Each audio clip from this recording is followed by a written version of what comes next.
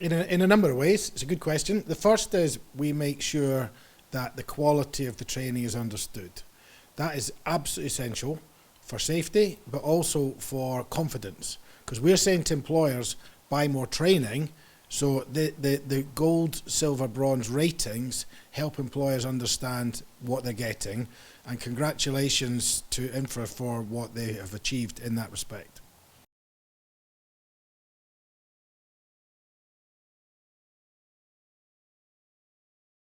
Again, two ways. Firstly, we work with the training provider community to make sure that the curriculum and the assessments and everything are in order and are up to date and are relevant.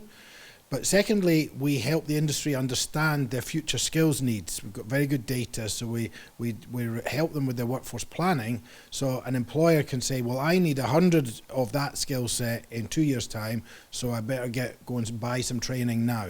So in that way, we increase demand and help reduce, although sadly not eliminate, skills shortages. Very topical at the moment, of course.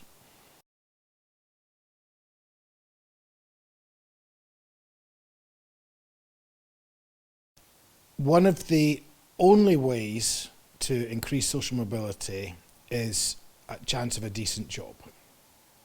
Rail has decent jobs, in fact very good jobs, probably about third best in terms of economic value. But these are complex jobs. So the only way to do that, to get people into that, is good training.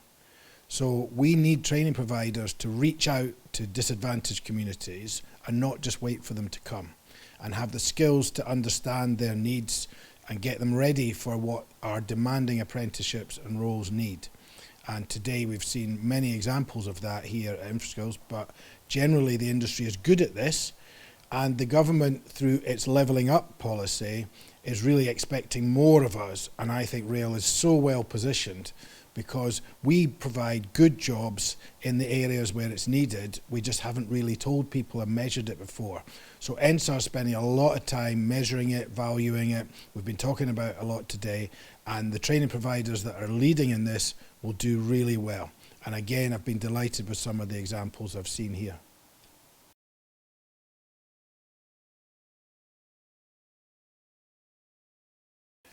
It's essential. It's absolutely essential. We're spending a lot of public money on the railway, and rightly so. It's a good investment for the government, but it's public money, and the public should benefit from that to the best possible extent. And the old business cases for transport tended to favour schemes in the south because there were more passengers. Quite nothing wrong with that, but we've changed how we score schemes, and the social value is now measured.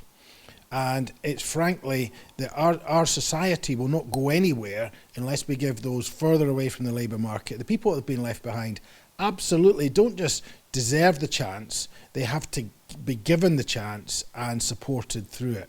And I'm proud of what the industry is starting to do in that respect. I think there's a lot more we can do, and I think when the dust settles, they will look at us and say that industry is one of the best at reaching out to people. And in terms of diversity, we have doubled the number of females in the industry in the last 5 years, from 8 to 16%, but that's still far too low. But as the new jobs come in, which are perhaps less manual, there's more opportunities, technology, we see even more opportunities for female and other diversity. But we will not attract the kind of people we want if we just have the same old kind of faces here. And again, I know how much energy is going into that in the industry, and it's great to see, but we've got a long way to go. The good thing is, from my perspective, is that I think we've agreed, there's a consensus that we need to act, and nearly everybody's doing something. In the next few years, I think we'll understand what good practice really is, and we'll have more people doing that, and I think you'll see the numbers really, really change. So it's companies like INFRA Skills and the other good providers who will be at the forefront of that.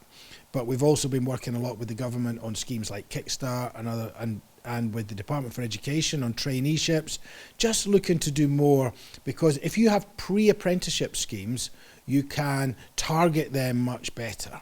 So it's all about pre-apprenticeships as well as just diverse shortlists. Thank you for the question.